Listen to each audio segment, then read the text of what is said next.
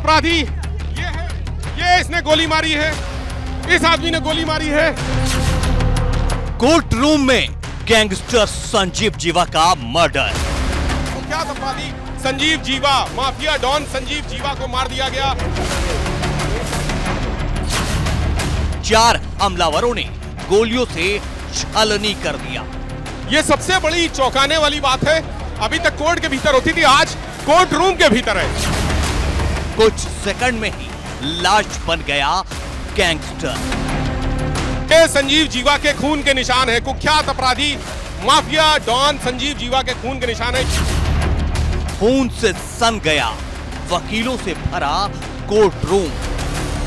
खून से लथपथ पूरा कोर्ट परिसर है, पूरा कोर्ट परिसर खून से लथपथ है। यहाँ वकीलों की ड्रेस पहनकर आए थे हमलावर। जिला न्यायाधीश में ठीक है, एक आदमी अधिवक्ता की कपड़े में पहन के आके गोली मार देता है। कोर्ट परिसर में मौजूद 5 लोगों को लगी गोलियां। वो अकेले था, उसी ने गोली चलाई, उसने 6 राउंड गोली चलाई। मुख्तार के करीबी की किसने करवाई हत्या?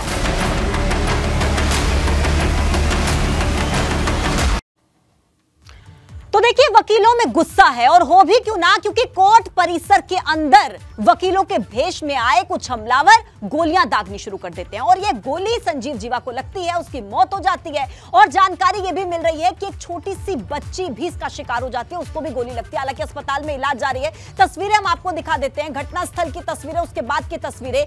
एक सिपाही, एक बच्ची भी इस फायरिंग में घायल हुए हैं।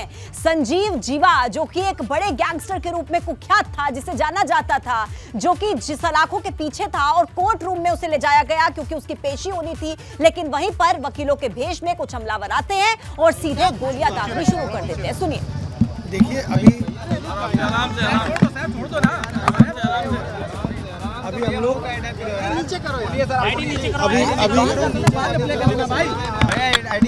अभी हम लोग सारे घटनाक्रम को स्पष्ट रूप में जाने हैं, क्योंकि यहाँ पर बाहर लॉयर्स बैठे हुए हैं और थोड़े आक्रोशित हैं, उनसे बातचीत कर रहे हैं। फिलहाल मैं बताना चाहता हूँ कि अंदर एक जो आरोपी को पेश किया गया, उसको किसी अज्ञात व्यक्ति द्वारा गोली मारी गई। उनको अस्पताल तुरंत पहुंचाया गया। और मेरे सहयोगी विवेक इस वक्त हमारे साथ जुड़ गए हैं, वो अपडेट दे रहे हैं वहां पर क्या कुछ चल रहा है। विवेक, बताएं क्या हो रहा है अभी वहां पर, लाइव जानकारी दें, मौजूदा स्थल पर क्या तस्वीरें? देखिए, इस वक्त जो आप तस्वीरें देख रही हैं, फोरेंसिक की टीम 4 सदस्यों की पहुंच गई है, एविडेंस इकट्ठा कर रही है, वो अपनी प्रक्रिया शुरू कर दी है। ये अफरा तफरी जो आप कैमरे पर देख रही हैं, उसी का नतीजा है। जो फोरेंसिक टीम है, वो जो कोर्ट रूम है, जो घटना स्थल है जहां पर हत्या हुई, उसके इर्द गिर्द घूम रही है एविडेंस इकट्ठा करने के लिए। कहा यह जाता है कि जब भी घटना होती है तो पुलिस का काम है कि केवल घटना स्थल पर जो रक्त पड़ा हुआ है, ब्लड पड़ा हुआ है, और घटना स्थल पे जो घटना स्थल है उसको बैरिकेड कर दिया जाए, उसको घेरा लगा दिया जाए। और घेरा लगाने के बाद जो फोरेंसिक की टीम होती है उसे बुलाया जाता है। फोरेंसिक की टीम हर जिले में मौजूद रहती है, और ऐसे में फोरेंसिक की टीम और जो पहुंची है अंदर, जो जा रही है फोरेंसिक की टीम दूसरे गेट से जा रही है। हम कोशिश कर रहे हैं कि जो फोरेंसिक टीम है उसकी तस्वीरों को दर्शकों को दिखाएं, इसी की कोशिश चल रही है। और जो फोरेंसिक की टीम है दूसरे गेट से घुसाई जा रही है, और यहाँ पर एविडेंस इकट्ठा करने के लिए। और जो ये तस्वीरें हैं वो हम कोशिश कर रहे हैं कि जो ये जो घटना स्थल है, यहाँ पर कहा जाता है कि बैरिकेड कर दिया जाता है, बंद कर दिया जाता है। फोरेंसिक की टीम ही उस घटना के एविडेंस को इकट्ठा करती है। एविडेंस को इकट्ठा करने के बाद जो आईओ होता है, इन्वेस्टिगेशन ऑफिसर होता है, जो जांचकर्ता होता है संबंधित थाने का, उस आईओ को वो मुहैया कराया जाता है, एविडेंस मुहैया कराया जाता है। और एविडेंस लगभग 1.5 घंटे में भी इकट्ठा किया जा सकता है, 2 घंटे में भी, 3 घंटे में भी। घटना की जो स्थिति है, जो क्रिटिकल स्थितियाँ होती हैं, उस लिहाज से समय उसमें लगता है। लेकिन ये एक टेक्निकल चीज़ है कि जो फोरेंसिक फॉरेंसिक की टीम होती है वो 2 शिफ्ट में काम करती है, डे और नाइट। हर जिले में फॉरेंसिक की टीम होती है। घटना स्थल पर वो पहुंचती है। जैसे ही घटना की सूचना मिलती है, जो संबंधित थाना होता है जहां पर ये घटना होती है, वो सूचना फॉरेंसिक की टीम को देती है। जो संबंधित सीओ होते हैं वो और जिला मुख्यालय के कप्तान होते हैं वो उस सूचना देते हैं। फॉरेंसिक की टीम जब एविडेंस इकट्ठा कर लेती है, उसे सौंपती है, सील बंद लिफाफे में उसे सौंपा जाता है और उसके बाद से जांच आगे बढ़ती है। और ये घटना स्थल है और घटना स्थल की ये तस्वीरें हैं जो लगातार हम आपको दिखा रहे हैं। फॉरेंसिक एक्सपर्ट अंदर आ चुके हैं, वो एक एक एविडेंस की जांच पड़ताल कर रहे हैं। पुलिस के जो संबंधित थाना अध्यक्ष हैं उनसे उनकी वार्ता चल रही है, उनसे बात चल रही है और उनकी लगातार बातचीत चल रही है। और वो जो गेट है उस गेट से वो आएंगे। अभी जो संबंधित जो यहाँ के थाना अध्यक्ष हैं और सीओ हैं, सर्किल ऑफिसर हैं, यहाँ एसीपी, अब देखिए गेट खुल गया एविडेंस इकट्ठा करने के लिए। वो इस कमरे में जो कोर्ट रूम है, कहा जा रहा है कि ये इस कोर्ट रूम में ही हत्या हुई है। ये SC/ST एक्ट का कोर्ट रूम है। न्यायालय विशेष न्यायाधीश नरेंद्र कुमार तृतीय की ये कोर्ट है और सुनवाई जज साहब इस वक्त 5 मिनट के अंदर आने वाले थे घटना के बाद, और घटना हो गई। लेकिन जिस तरीके से ये जो पूरा एविडेंस है इसको इकट्ठा करने के लिए फॉरेंसिक की 4 सदस्यीय टीम एबीपी गंगा से विशेष बातचीत में उन्होंने अपनी बातों को बताया। उसने वो यहाँ फिंगरप्रिंट भी लेती है, वेपन्स अगर पड़ा हो तो वेपन्स की जांच पड़ताल भी की जाती है। साथ ही साथ यहाँ पर जो गोलियाँ होती हैं उनको इकट्ठा किया जाता है। फिंगरप्रिंट के अलावा बहुत सारी जो ये टीम अंदर आ गई है। मैं अपने कैमरे की नज़र से दिखाना चाहता हूं कि आखिर टीम जो एविडेंस इकट्ठा करने के लिए कोर्ट रूम के अंदर आ चुकी है। यहां जो घटना स्थल है उसके अंदर आ चुकी है फॉरेंसिक की टीम। लखनऊ फॉरेंसिक की 4 सदस्यीय टीम आनन फानन में पहुंची है और उसके बाद से संबंधित थाना अध्यक्ष से बातचीत करने के बाद ये टीम अंदर कोर्ट रूम के अंदर आ चुकी है और एक एक करके घटना का मुआयना कर रही है, जांच पड़ताल कर रही है। दरवाजा खुल चुका है। संबंधित थाना अध्यक्ष अंदर जो सदस्यीय टीम है उसके साथ AK सिंह जो फॉरेंसिक टीम के मुख्य जांचकर्ता हैं वो आपको कैमरे पर दिखाई पड़ रहे हैं। एबीपी गंगा ने उनसे विशेष बातचीत की और AK सिंह इनका नाम है। इनके नेतृत्व में फॉरेंसिक की टीम लगातार जांच पड़ताल को आगे बढ़ा रही है। पूरी प्रक्रिया क्या होती है इस फॉरेंसिक टीम की, फॉरेंसिक टीम करती क्या है, इस पूरी प्रक्रिया को बताने का काम AK सिंह ने एबीपी गंगा को बताया कि वो प्रोसेस क्या होता है, कैसे यहाँ पर एक एक फिंगरप्रिंट, एक एक कार्ट्रेज, एक एक गोलियाँ, एक एक यहाँ पर जो वेपन्स हैं, ब्लड हैं, उनका जो जांच पड़ताल शुरू हो गई है। फॉरेंसिक की टीम एक एक यहाँ पर इकट्ठा कर रही है, जांच कर रही है और एक एक बिंदुवार तैनाती यहाँ पर जो AK सिंह है वो कर रहे हैं। विवेक त्रिपाठी, ये प्रक्रिया जो AK सिंह बताए थे उसी के इस अनुसार काम हो रहा है। बिल्कुल, देखिए सबसे पहले उन्होंने कोर्ट रूम में अंदर जाके देखिए अपने पैरों पर भी कवर करने के लिए सब जो प्लास्टिक शीट्स हैं वो पहन रखी हैं ताकि कहीं भी इनके अपने निशान ना आने पाए। यहाँ पर जो निशान हैं, ब्लड के आसपास जो निशान हैं, उसके अलावा इनके अपने निशान ना आने पाए।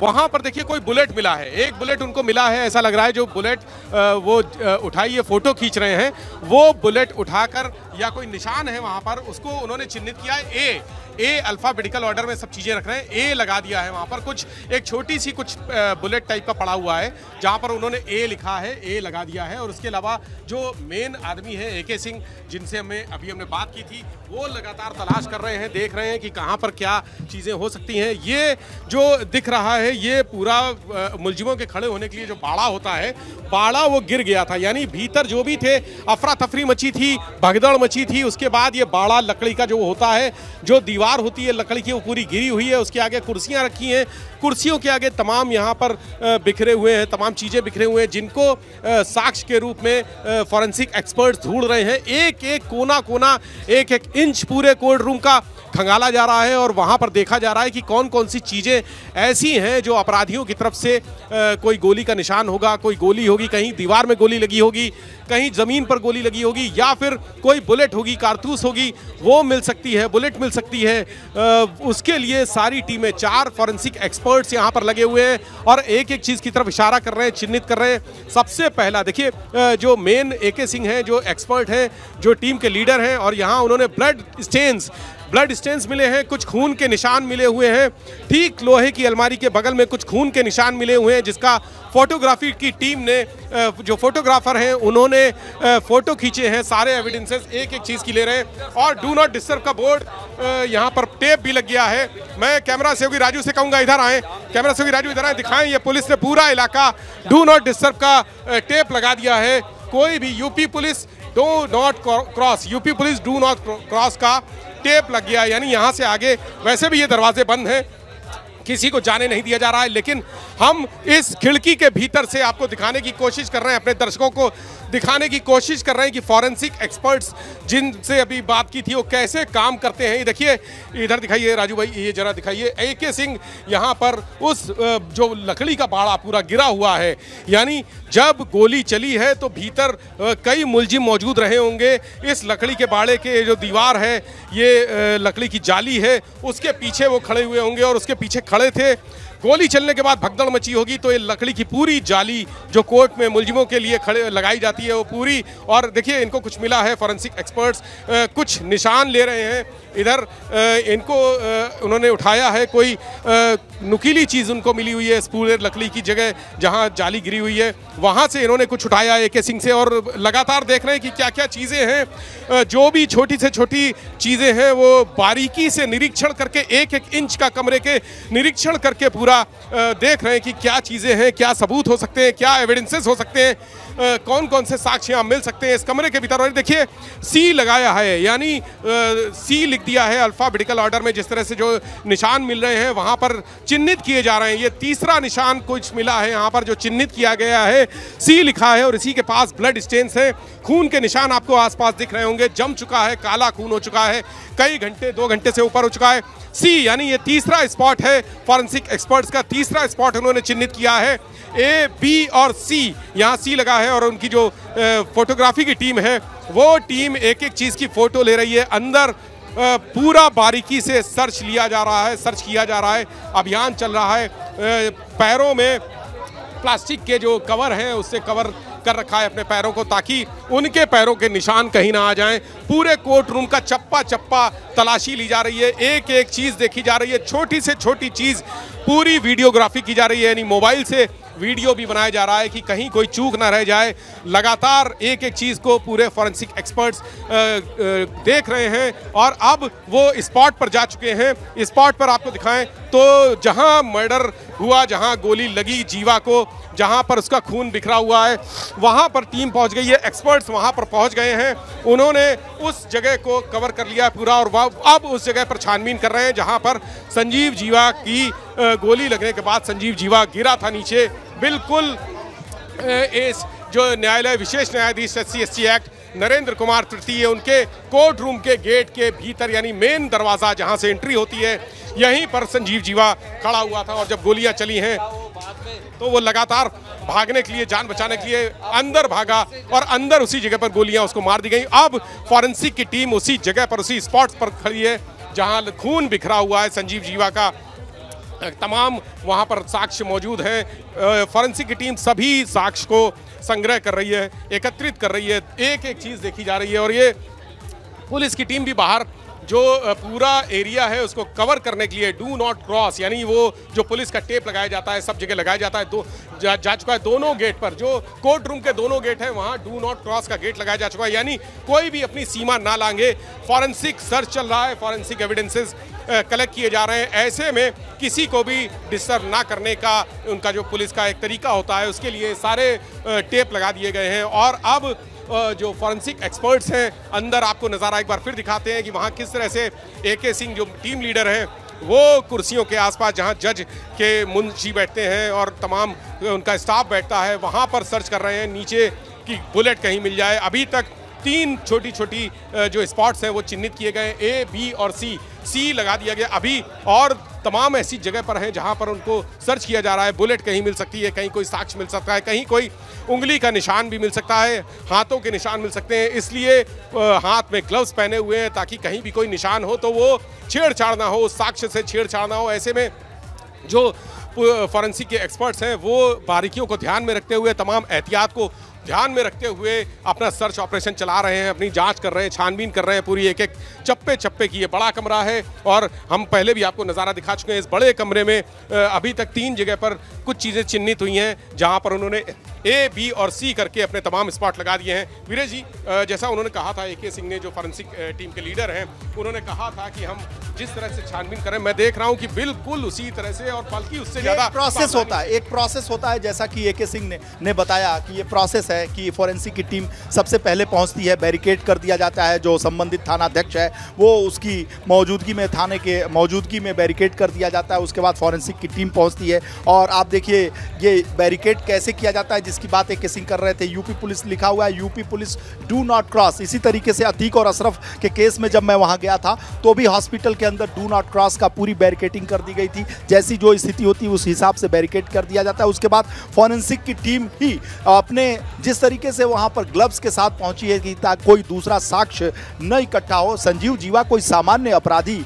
नहीं था, बल्कि पश्चिमी उत्तर प्रदेश का बड़ा माफिया, और हम ये कहें कि उसका जो ताल्लुक रहने वाला वो पश्चिमी उत्तर प्रदेश का, अपराध का जो उसका सेंटर था पश्चिमी उत्तर प्रदेश, लेकिन उसने पूर्वांचल के माफियाओं का साथ पकड़ा था और वो मुन्ना बजरंगी का हैंडलर था, मुन्ना बजरंगी का सबसे खास आदमी था। मुन्ना बजरंगी के बाद मुन्ना बजरंगी का साथ पकड़ने के बाद उसने मुख्तार गैंग को ज्वाइन किया था। कृष्णानंद हत्याकांड में भी संजीव जीवा का रोल था। AK-47 से कृष्णानंद राय को खून देने का काम करने वाला, गोली मारने का काम करने वाला संजीव जीवा ही था और वो एक सामान्य व्यक्ति था, वो कंपाउंडर था। कहा जा रहा है कि खेती किसानी करने वाला था, लेकिन जो पश्चिम का इलाका है वो 2 वजहों से अक्सर चर्चा में रहता है, एक खेती किसानी और दूसरा कुख्यात अपराधी। यानी पश्चिमी उत्तर प्रदेश की जो उर्वर भूमि है दो चीज़ों के लिए बहुत उर्वर रहती है, खेती किसानी और कुख्यात अपराधी, यानी फसल होता है या अपराध होता है। और उत्तर प्रदेश का पश्चिमी इलाका का ये जो रहने वाला संजीव जीवा माहेश्वरी है वो 90 के दशक में इस इलाके से एक कुख्यात गैंगस्टर के तौर पर उभरता है, यानी पश्चिमी उत्तर प्रदेश से। नाम उसका होता है संजीव माहेश्वरी, जिसने बाद में अपनी रंगबाजी में अपनी जो भौकाल था उसमें संजीव जीवा के नाम पर वो अपराध की दुनिया में अपनी पहचान बनाता है। मुजफ्फरनगर का रहने वाला है संजीव जीवा, यानी उत्तराखंड के बॉर्डर का रहने वाला है और शुरुआती जीवन में वो कंपाउंडर था। नौकरी के दौरान ही उसके जो भी दोषी लोग होंगे उनके विरुद्ध भी कार्रवाई।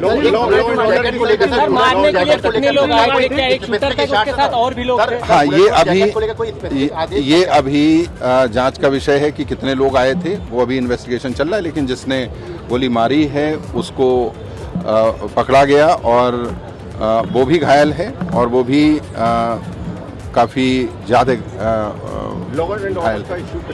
वो बुलेट प्रूफ जैकेट को लेकर कोई स्पेसिफिक आदेश क्या आया था संजीव जीवा के लिए, क्योंकि इस बार के हार्डकोर क्रिमिनल अभी जैकेट रहती है? अभी ये हम लोग आपको बाद में अपडेट देंगे जिस तरह के भी आएंगे। Thank you. तो देखिए, लगातार अब इस मसले को लेकर बयान भी सामने आ रहे हैं, प्रतिक्रियाएं सामने आ रही हैं, क्योंकि समझने वाली बात यह है कि 2 महीने पहले अतीक और अशरफ की हत्या की जाती है और जिस तरीके से मीडिया के भेष में आते हैं लोग और फिर हत्या कर देते हैं, ठीक उसी तरीके से वकीलों के भेष में आकर हत्या कर दी। कारोबारी के बेटे का अपहरण कर लिया। दरवाजा जैसे ही खुलेगा ABP गंगा की टीम वहां मौजूद है और दर्शकों को दिखाएगी और ये जो ब्लड के निशान है इसको भी कहीं किसी तरीके से जो कैमरामैन हैं, जो पत्रकार हैं, उनकी तरीके से ये पूछ न जाए, इसलिए लगातार जो यहाँ के थाना अध्यक्ष हैं श्रीकांत राय, वो ये कोशिश कर रहे हैं कि यहाँ पर लोग दूरी बनाकर रखें। तो बात ये हो रही थी विवेक की, उसके हौसले इतने बढ़े कि उसने अपने जो दवाखाना में काम करता था उसमें कंपाउंडर था, उसके जो संचालक था उसका अपहरण कर लिया और 90 के दशक में जीवा ने कोलकाता के एक कारोबारी के बेटे का अपहरण कर लिया। उसने फिरौती में 2 करोड़ रुपए मांगे थे। उस जमाने में 90 के दशक में 2 करोड़ रुपए मांगे थे। ये वो दौर था जब 2 करोड़ रुपए फिरौती मांगना बहुत बड़ी वारदात हुआ करती थी। बजरंगी, मुन्ना बजरंगी, जिसकी हत्या हो गई जेल के अंदर, उस गैंग में वो शामिल था और जिस तरीके से बात हो रही है वो पूरी तस्वीरें सामने आ रही हैं कि आखिर ये जो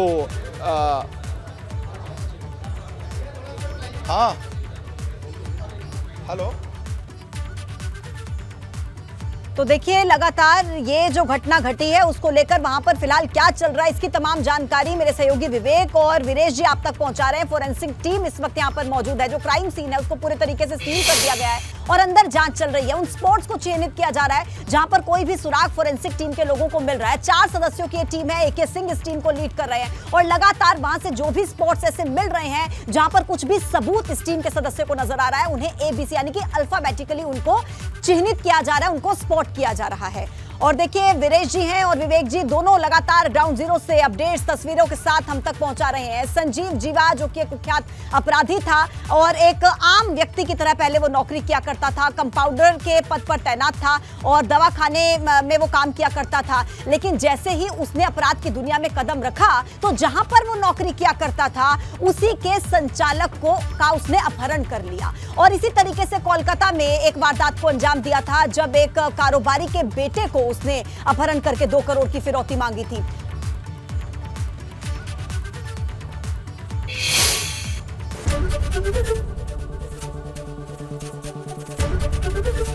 ABP गंगा, खबर आपकी, जुबान आपकी।